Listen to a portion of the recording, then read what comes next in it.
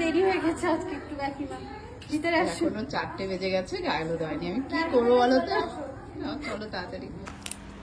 একদমই তাই, ও আমাকে 4টের সময় যেতে বলেছিল, গিয়ে দেখি ওর গায়ে হলুদ হয়নি। কি আর করা যাবে, বিয়েতে গায়ে হলুদ, বৌভাতে ভাত কাপড়ে লেট সাধারণত হয়েই থাকে। এর মধ্যে দিয়েই আমাদের কাজ করতে হয়, টাইমের মধ্যে 100% দেওয়ার চেষ্টা করি। তারপর সত্যি কথা বলতে এত গরম মনে হচ্ছে মরুভূমি দেশেই আছে।